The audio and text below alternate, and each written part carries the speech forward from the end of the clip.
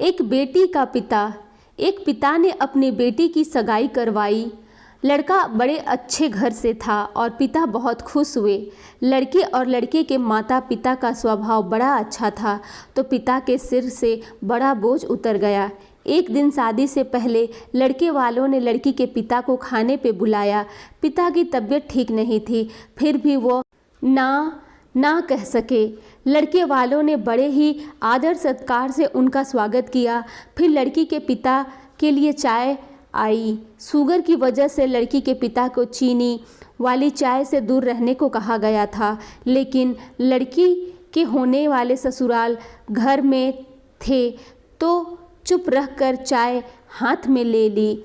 चाय की पहली चुस्की लेते ही वो चौंक से गए। चाय में चीनी बिल्कुल भी नहीं थी और इलायची भी डली हुई थी। वो सोच में पड़ गए कि ये लोग भी हमारे जैसे ही चाय पीते हैं। दोपहर में खाना खाया, वो भी बिल्कुल उनके घर जैसा।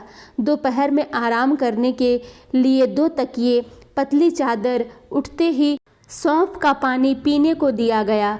वहाँ से विदा लेते समय उनसे रहा नहीं गया तो पूछ बैठे, मुझे क्या खाना है, क्या पीना है, मेरी सेहत के लिए क्या अच्छा है, ये परफेक्टली आपको कैसे पता है? तो बेटी की सास ने धीरे से कहा कि कल रात को ही आपकी बेटी का फ़ोन आ गया था और उसने कहा कि मेरे पापा स्वभाव से बड़े सरल हैं, बोलेंगे कुछ नहीं, प्लीज़ अगर हो सके तो आप उनका ध्यान रखिएगा।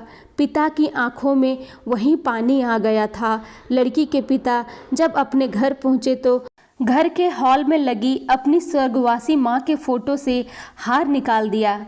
जब पत्नी ने पूछा कि ये क्या कर रहे हो, तो लड़की का पिता बोले, मेरा ध्यान रखने वाली मेरी माँ इस घर से कहीं नहीं गई है, बल्कि वो तो मेरी बेटी के रूप में इस घर में ही रहती है। और फिर पिता की आंखों से आंसू छलक गए और वो फफक कर रो पड़े। दुनिया में सब कहते हैं ना कि बेटी है एक दिन इस घर को छोड़कर चली जाएगी, मगर मैं दुनिया के सभी माँ बाप से ये कहना चाहता हूँ कि बेटी कभी भी अपने माँ बाप के घर से नहीं जाती, बल्कि वो हमेशा उनके दिलों में रहती है।